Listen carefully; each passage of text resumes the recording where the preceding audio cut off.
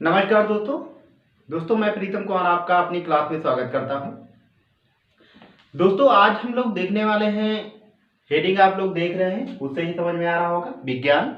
और विज्ञान में हम बात करेंगे पोषण की। पोषण क्या है? तो पोषण की अगर हम बात करें दोस्तों, तो पोषण हमारे भोजन में लिए गए तत्वों, जटिल तत्वों को छोटे छोटे सरल तत्वों में तोड़ना ही पोषण कहलाता है। और जो तत्व इसमें हमें जो है हमारे शरीर को लाभ पहुंचाते हैं उन्हें पोषक तत्व कहा जाता है। पोषण अगर हम बात करें तो पोषण 3 प्रकार के होता है। कौन कौन सा? एक होता है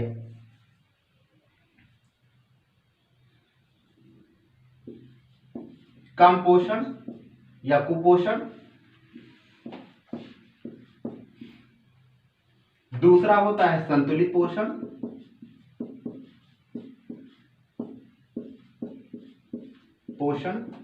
और तीसरा होता है अधिक पोषण।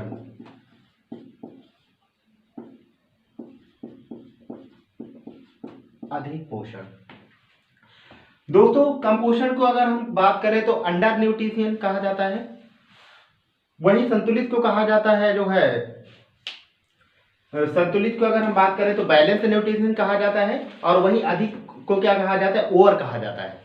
तो इसमें होता क्या है, जब हम कम पोषण भी लेते हैं तो हमें रोग हो जाते हैं, यानी कम पोषण भी हमें मिलता है तो क्या होता है? रोग हो जाते हैं।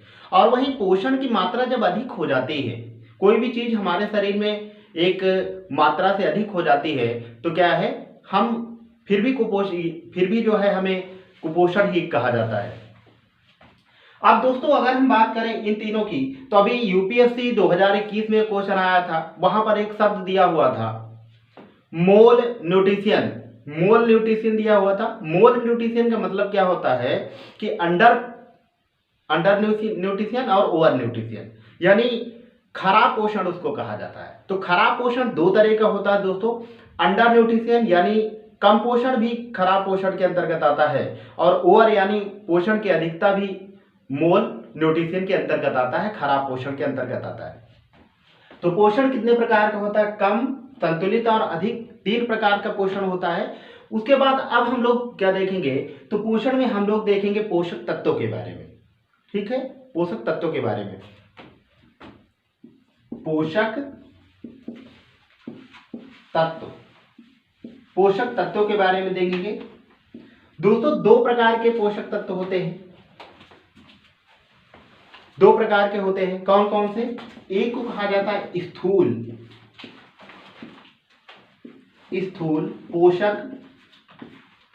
पोषक तत्व, इनको कहा जाता है मैक्रो न्यूट्रिशंस। दूसरा क्या है आपका? सूक्ष्म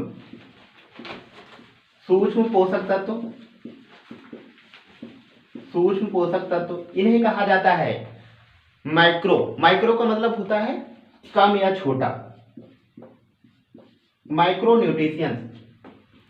अब दोस्तों बात करें तो माइक्रो में कौन कौन सी चीजें आती हैं और मैक्रो में कौन कौन सी चीजें आती हैं, सारी चीजों के बारे में हम लोग बात करेंगे।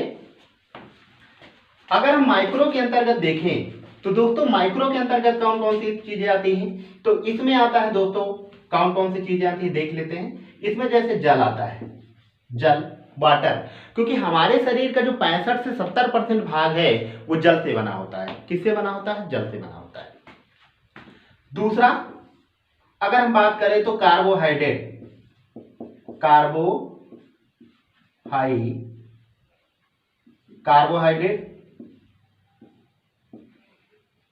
इसे शर्करा कहा जाता है, शर्करा। तीसरा अगर हम बात करें तो तीसरा तत्व है दोस्तों प्रोटीन। क्या है? प्रोटीन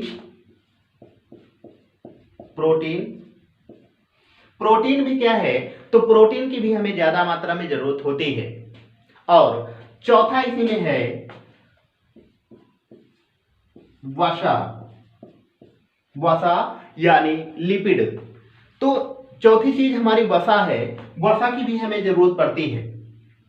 तो दोस्तों ये सारी चीजें हैं जो क्या है माइक्रो के अंतर्गत आते हैं। वही हम बात करें अगर माइक्रो की, तो इसमें क्या आता है, विटामिन,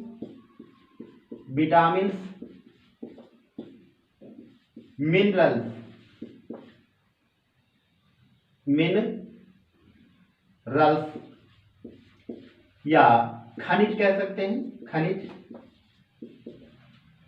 तो दोस्तों आपने देखा कि माइक्रो कौन कौन से हैं और माइक्रो कौन कौन से हैं। माइक्रो में जल आता है, कार्बोहाइड्रेट आता है, प्रोटीन आता है और वसा आता है। ये चार चीजें माइक्रो में आती हैं। वही माइक्रो में कौन कौन सी चीजें आती है, तो विटामिन और मिनरल्स आते हैं। ठीक, अब हम लोग देख लेते हैं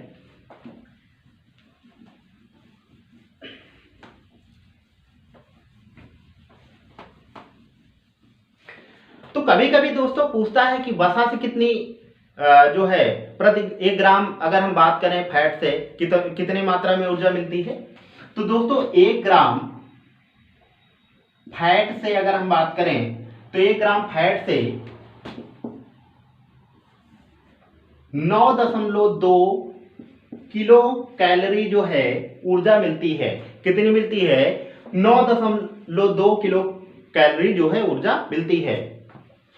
वही अगर हम बात करें 1 ग्राम है, ये ग्राम लिख देते हैं, ये 1 ग्राम है, 1 ग्राम फैट से।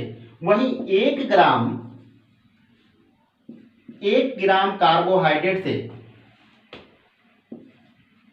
1 ग्राम कार्बोहाइड्रेट से अगर हम बात करें तो 4 किलो कैलोरी ऊर्जा मिलती है। कितनी मिलती है, 4 किलो कैलोरी ऊर्जा मिलती है। वही 1 ग्राम प्रोटीन से, 1 ग्राम प्रोटीन से 4 किलो कैलोरी ऊर्जा मिलती है। कितनी मिलती है, तो 4 किलो कैलोरी ऊर्जा मिलती है।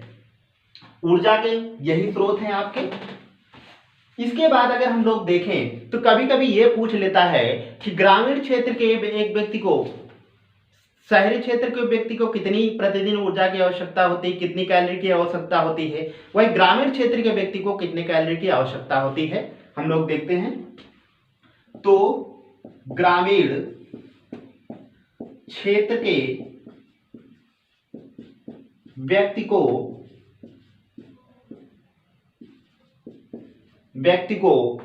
प्रतिदिन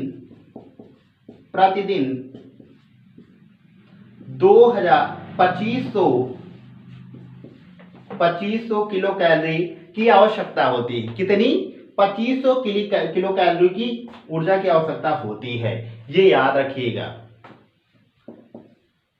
और वही शहरी क्षेत्र की अगर हम बात करें तो शहरी क्षेत्र के व्यक्ति के लिए क्या है, शहरी क्षेत्र के व्यक्ति के लिए यही क्या है, 2000 है।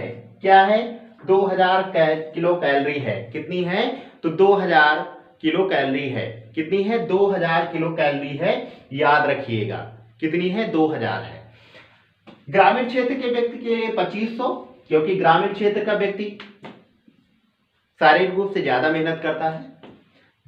वही शहरी क्षेत्र के व्यक्ति की अगर हम बात करें तो शारीरिक रूप से कम मेहनत करता है, उसको कम ऊर्जा की आवश्यकता होती है, तो 2000 किलो कैलोरी की आवश्यकता होती है, ये याद रखिएगा।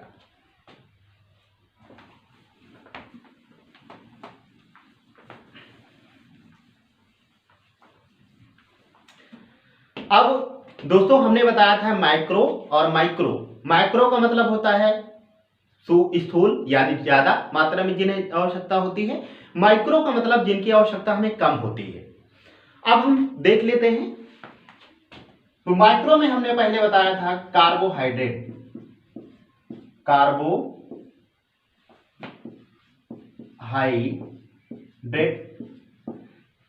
इसे कहा जाता है शर्करा, हिंदी में शर्करा कहते हैं। कभी कभी इसमें पूछता है कार्बन, हाइड्रोजन और ऑक्सीजन का अनुपात क्या होता है। तो दोस्तों कार्बन, हाइड्रोजन और ऑक्सीजन का जो अनुपात होता है वो 1:2:1 होता है। क्या होता है, 1:2:1 होता है। ये बात याद रखिएगा। कितना होता है, 1:2:1 होता है। ठीक है। ये क्वेश्चन स्टार मार्क कर लीजिए, याद रखिएगा, याद रखिएगा।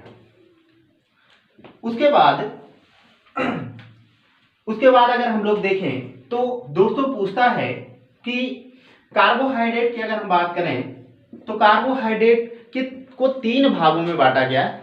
कार्बोहाइड्रेट होता क्या है? तो ये पॉलीमर है। क्या है? पॉलीमर है। पॉलीमर क्या है?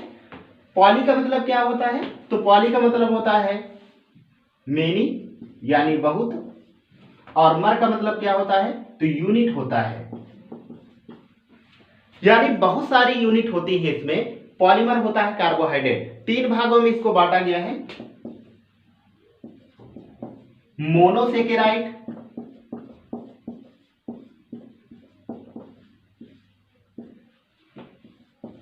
दूसरा है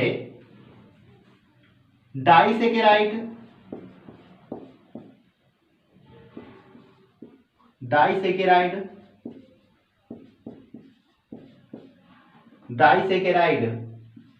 और तीसरा है पॉलीसेकेराइड,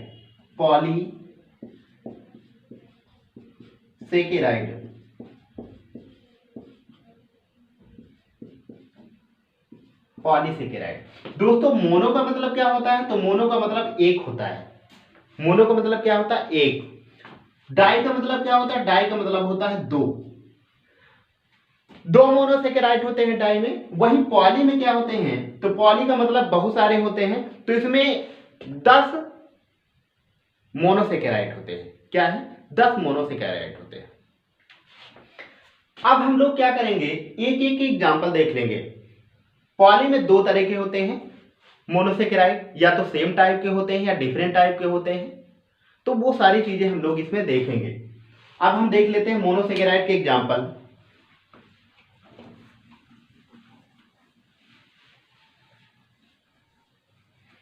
मोनोसेकेराइड के एग्जांपल हम लोग देख लेते हैं।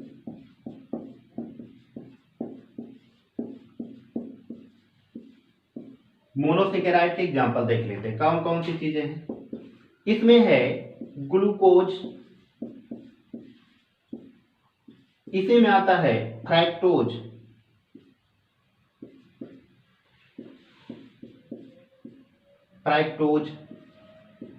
इसी में क्या आता है? फ्रैक्टोज भी आता है। ये बात याद रखिएगा, फ्रैक्टोज भी इसी में आता है।